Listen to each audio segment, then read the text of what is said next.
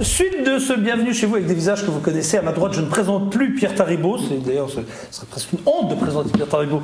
Pierre Taribault est le rédacteur en chef de La Semaine à Nancy. Bonjour Pierre. Bonjour. C'est toujours un bonheur de vous retrouver. C'est un plaisir partagé en tout cas. Bonne année en tout cas. Bonne année. À côté de vous, on ne présente plus Roger Kezel. C'est une star internationale. Bonjour Jean-Luc, oui, enfin moins que vous, Jean-Luc Camps. Ça fait, c'est grave. Oui, merci. Le jour où je vais faire de la politique, vous allez voir. Là, oui. Okay. Et à ma gauche, alors nous allons parler d'hypnose. Nous avons dans un premier temps David Vigneron. Bonjour Jean-Luc. Vous êtes infirmier hypnothérapeute, c'est ça? Hypnothérapeute, Voilà. tout à fait. Et à côté de vous, vous avez Chris Carroll, qui est lui hypnotiseur. Bonjour Jean-Luc, oui également. On avait besoin d'avoir vos deux versions pour mieux comprendre l'hypnose, à quoi ça sert, pourquoi, etc. On va changer d'exercice, là on a parlé plutôt politique, on a parlé plutôt... Mais ça se rejoint. Ça se rejoint un peu. Pourquoi ça se rejoint un On peu? n'est pas très loin parce que tout simplement, comme vous l'avez très bien dit, on manipule les gens par les médias également. Hein. Les hommes politiques manipulent très bien par leur discours. L'hypnose conversationnelle existe depuis très très longtemps. Vous pensez qu'on est dans un système où la manipulation est reine, quoi? La manipulation est reine, oui et non. Après, chacun a son libre arbitre. Tout comme en hypnose, on l'explique clairement. On veut aux dire gens. par là que ça méthode quoi, plus on dit ça va mal, plus forcément le pays va mal, quoi. C'est logique. Si je vous demande aujourd'hui de ne surtout pas penser à une Ferrari rouge, vous avez tous en tête forcément une Ferrari rouge qui vous arrive. Et ce qui est logique, à force de vous dire voilà la crise ça va mal, forcément ça ne peut que aller mal. Je veux dire, si vous vous levez le matin en vous disant où est-ce que j'ai mal. Ça sert à rien. Et ça sert à rien. Ça sert à rien. On est d'accord là-dessus. Alors, quelle différence il y a entre vous deux? Vous êtes infirmier, donc vous êtes un infirmier hypnothérapeute. Alors, de formation de base, effectivement, je suis infirmier. Et je suis devenu hypnothérapeute totalement par hasard, puisque moi, à la base, j'étais pas du tout dans cette branchée hypnose. Et donc je suis allé à Paris, je me suis formé à l'hypnose, à l'hypnothérapie, et depuis, en cabinet libéral, je pratique l'hypnose en plus de mon métier. Mais pourquoi, par exemple? À quel moment on a besoin de l'hypnose pour... Alors, très bonne question. Par exemple, alors moi je travaille principalement avec 3 types de patients. Le premier sont les patients douloureux.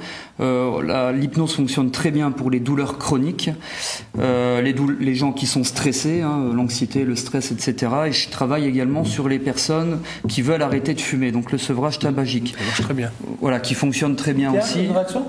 Non, vous voulez dire quelque chose? Oui. Non, j'ai dit que ça marchait très bien. Voilà, donc alors l'hypnose, il faut savoir que c'est pas quelque chose de nouveau, ça existe depuis très longtemps, ça vient de très très loin, et ça a été un petit peu mis de côté au 19e siècle, lorsque les morphiniques, lorsque la pharmacologie au bloc opératoire est arrivée, on l'a mise de côté, et puis maintenant, petit à petit, ça revient, notamment depuis les années 1950, grâce à un psychiatre américain, Milton Erickson, qui a donc donné son nom à l'hypnose, entre guillemets, médicale, l'hypnose ericksonienne. Mais est-ce qu'on peut hypnotiser tout le monde? Est-ce qu'il n'y a pas des réfractaires? Oui, est-ce qu'il n'y a pas des gens qui résistent plus que d'autres? Moi, au cabinet, j'ai besoin de 3 conditions. Premièrement, la motivation du sujet. Oui. En général, elle est là. Quelqu'un qui a des douleurs chroniques, qui ne dort plus de la nuit, il est forcément motivé pour être capable de gérer ses douleurs. La coopération et la confiance.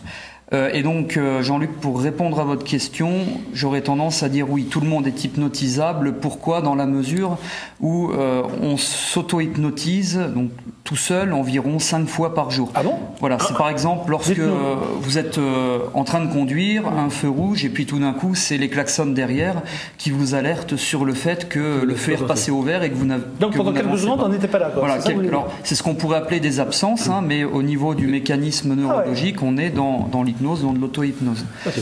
Ouais. Voilà. Quelqu'un fait de l'hypnose autour de cette table? Moi j'en fais. Oui. Je trouve que quand on est stressé, effectivement ça permet de calmer beaucoup. Quand le patient vient chez vous et que vous l'hypnotisez, vous le faites pendant combien de temps? Alors la séance. Il a des douleurs, mais une fois que c'est fini, les douleurs reviennent ou pas? Alors l'avantage qu'on a en hypnose, c'est qu'on a l'auto-hypnose, c'est-à-dire qu'un bon thérapeute va éduquer le patient à l'auto-hypnose pour que chez lui à la maison, il soit autonome et puisse, si on parle de douleur, gérer sa douleur. Moi, j'ai eu l'occasion de le faire, c'est pas bien, mais j'ai eu l'occasion de le faire sur une rage de dents. Je me suis entraîné pendant 4 jours, je suis pas allé voir le dentiste et j'arrivais à gérer ma douleur tout seul. Alors, ça dure à peu près 3, 4, 5 heures, parfois plus, lorsqu'on fait une séance d'auto-hypnose. Mais qui dit auto-hypnose, qu'on soit en tabacologie, en gestion du stress, ça marche en tabacologie, hein? Alors, ça marche bien. Pourquoi ? Parce que en hypnose, en fait, on agit sur le cerveau droit, le cerveau de l'inconscient, des émotions. Et le tabac, c'est quoi ? C'est tout sauf un besoin. C'est devenu un automatisme. Le fumeur, par automatisme, fume quand il prend un café, par exemple. C'est ce qu'on appelle les neuroassociations. Et donc, ça fonctionne très bien. Bien sûr, on n'est pas dans du 100% de résultats, parce que ça se saurait. On ne soigne pas les patients. Quelqu'un qui vient pour un cancer de l'estomac, et malheureusement, il repart avec, mais on rend le patient plus confortable. Moi, j'ai pour habitude de dire qu'on ne soigne pas, mais on soulage. Et alors maintenant, la vôtre, c'est plus, on va dire, quelque chose de spectacle. C'est plus ludique. Un hypnose qu'on voit un peu dans les spectacles, disons, on va vous endormir. Mais c'est le même principe. C'est le même principe, en fait. L'état d'hypnose est le même. L'hypnose en elle-même est la même. La seule grosse différence, c'est qu'en fait, en spectacle, on n'a pas le temps. Donc en fait, les méthodes d'induction pour amener justement à l'hypnose de spectacle sont très très courtes. En hypnose de spectacle, on met à peu près 30 secondes au grand maximum pour endormir la personne. Et vous n'êtes pas dans le même confort de travail, par exemple, que peut l'être David. C'est-à-dire que David, lui, son patient vient, il est bien conscient qu'il va le faire. Tout à fait. Là, vous prenez quelqu'un à qui, en quelques secondes, vous lui dites... Allez, à qui on demande quand même indirectement. Pourquoi ? Parce qu'on travaille toujours sur la base du volontariat. Il faut savoir qu'en spectacle, on travaille avec 15-20% de la population qui sont les hyper réceptifs, qui vont tomber donc très très rapidement en état d'hypnose, et on va en fait tout simplement leur proposer un test de suggestibilité pour voir qui déjà sont des bons sujets, et après bien entendu ça fonctionne sur la base du volontariat. Donc on propose aux gens de venir nous rejoindre sur scène, de venir me rejoindre, en tout cas pour ma part. Après, si les gens ne veulent pas participer et aller plus loin dans l'expérience... C'est arrivé avec des gens qui refusent absolument, vous n'arrivez pas à les... si quelqu'un est complètement réfractaire, alors il y a différents types. Il y a la personne qui va vous dire, moi j'y crois pas du tout, ça ne fonctionne pas, sur moi vous n'arriverez jamais à m'hypnotiser. Alors c'est assez rigolo, c'est que très souvent ces gens-là sont très bons sujets. C'est les premiers qui vont. C'est assez original. Et après, bon voilà, vous avez la personne qui ne veut pas, mais si on n'a pas le consentement vraiment de la personne, on ne pourra pas l'endormir. J'ai envie de dire, si la personne n'a pas... Il y a une histoire de confiance. Hein. Après, c'est vrai qu'en spectacle, lorsqu'on est sur scène, on a les éclairages. On a quelques images d'ailleurs, si on peut les voir, de vous sur scène, ça dure 30 secondes, regardez. Le prénom Noël de votre cerveau. Vous avez complètement oublié le prénom Noël et les yeux. Vous allez bien ? Très bien. Vous êtes venu avec qui alors ce soir ? Mon mari. Votre mari, votre mari s'appelle comment ? Lionel. Lionel, et vous êtes venu avec qui également ? Ma sœur. Votre sœur, et votre sœur s'appelle ? Brigitte. Brigitte. Et vous, votre prénom c'est ? Je sais pas. Vous savez pas ? Elle peut oublier son prénom ? Elle peut oublier son prénom, alors on peut faire des amnésies temporaires, bien évidemment, donc sur le prénom, sur le chiffre 7, sur plein d'autres choses, faire changer également les goûts des aliments. Ce qui est comme limite, mais vous allez vous défendre, et vous avez bien raison de vous défendre, c'est qu'à ce moment-là, elle est à votre portée.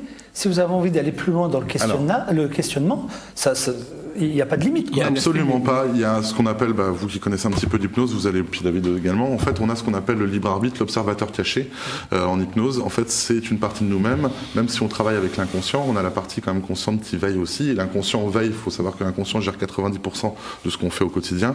Et l'inconscient ne fera jamais quelque chose qui sera négatif pour vous. Par exemple, si je demande à quelqu'un de se pendre, on va partir dans le dramatique, de se pendre sous hypnose, il ne le fera pas parce qu'en fait, son inconscient va pas accepter l'automutilation, Moi, je me souviens quand j'étais petit, alors c'était sur Télé Luxembourg, tout le monde a dû connaître ça. C'était en noir et blanc. Oui, il y a un hypnotiseur, un soir, qui avait voulu endormir les téléspectateurs. Oui, je me souviens. Est-ce qu'il s'appelait Dominique Webb ? Ça se pourrait ? Oui, c'était Oui, je me souviens de ça. Et je me souviens de ça, donc ça m'a marqué, je devais avoir, je sais pas moi, 5-6 ans. On s'en souvient tous. Et il était en gros plan pendant une demi-heure à la télé. Et je me souviens, moi, dans ma famille, tout le monde avait voulu tenter l'expérience. Je me dis, mais ils vont quand même pas le faire. Parce que moi, mes 3 quarts, je me dis, qu'est-ce qu'ils dorment tous ? C'est un truc de fou. Ça, on peut le dire maintenant, 40 ans après. C'est fiable, ça ? C'est possible, ça ? Bien sûr, c'est possible. J'ai envie de dire, moi, j'ai déjà... Face à une caméra, vous pouvez le faire. J'ai déjà fait sur une amie à moi qui avait des petits problèmes de sommeil, de l'endormir en fait via la webcam, tout simplement. Donc ça fonctionne. Il faut savoir que l'hypnose, en fait, vous rentrez dans un état de sommeil proche du somnambulisme. Si on devait vraiment. Mais ils se réveilleront tout seuls après. Ils se réveilleront tout seuls et avec justement, au contraire, un très très bon sommeil, quelque chose de très agréable. Ce qu'il faut surtout dire effectivement aux personnes qui se sont tentées, c'est que l'aspect manipulatoire est pas très élevé. C'est-à-dire que comme vous dites, il y a la résistance, elle vient très vite, quoi. C'est-à-dire qu'on n'est pas tellement endormi qu'on ferait n'importe quoi. D'accord. Alors, ce qu'on peut rajouter, c'est que les personnes hypnotisées, qu'on soit dans le registre de Chris avec l'hypnose de spectacle ou la thérapie, au réveil se souviennent de tout ce qui s'est passé. C'est pas comme quand on se fait endormir, style anesthésie générale que peut-être vous avez connu. C'est très conscient. C'est un trou noir, on se souvient de rien du tout. Là, grâce à l'observateur caché dont parlait Chris, on se souvient de pour tout. une opération. Alors ça se fait. Alors ça vient de la Belgique, du professeur Marie-Elisabeth Fémonville. C'est ce qu'on appelle l'hypnoanalgésie. Alors par exemple au CHU de Nantes, ils procèdent aux thyroïdectomies. Ils enlèvent la thyroïde sous hypnose.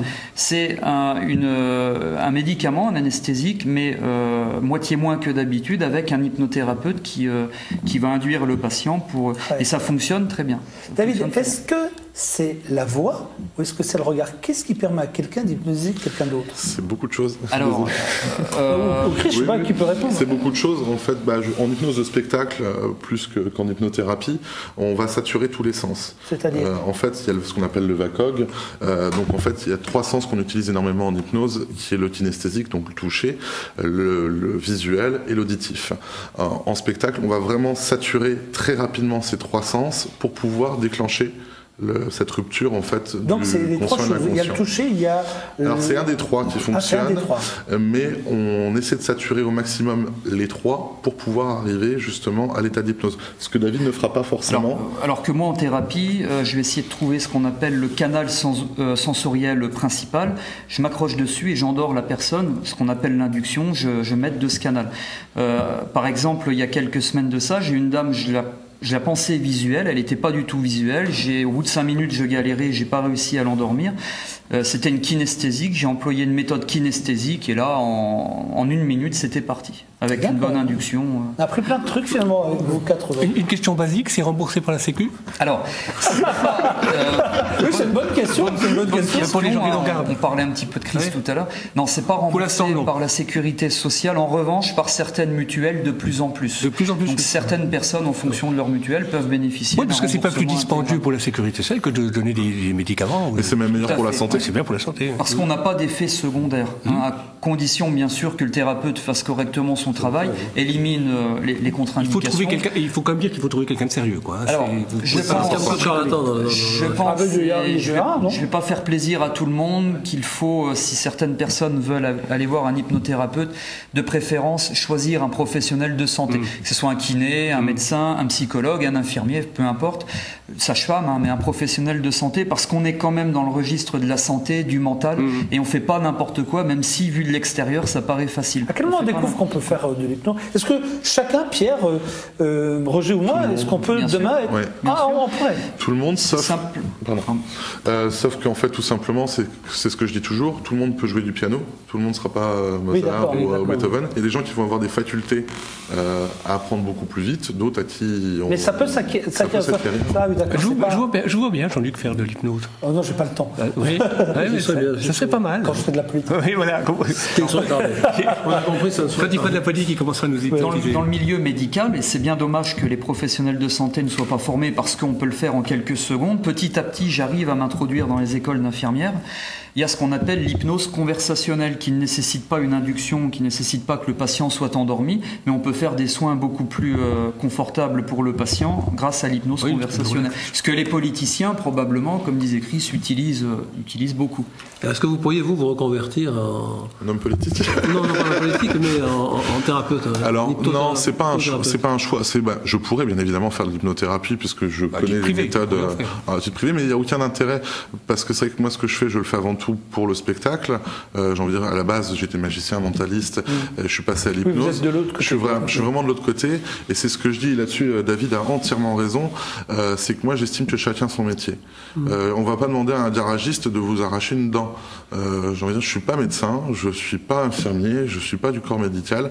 Voilà, sur des petites choses bénignes, voilà, enlever une migraine à quelqu'un qui a une migraine là sur l'instant T, on peut le faire. Bien sûr, je le ferai parce que c'est pour soulager la personne. Mais voilà, je préfère sincèrement, par exemple, pour un arrêt du tabac, David a une formation en tabacologie. Voilà, c'est son boulot, c'est son job. Pour le tabac, ça marche en général. Ça marche super bien. Bien. On arrive à la fin, on a même dépassé largement le temps, mais c'est pas grave, c'était très intéressant encore à vous quatre. Merci. Bonne Merci journée, à vous. bonne soirée sur R et à très bientôt, chers amis. Merci.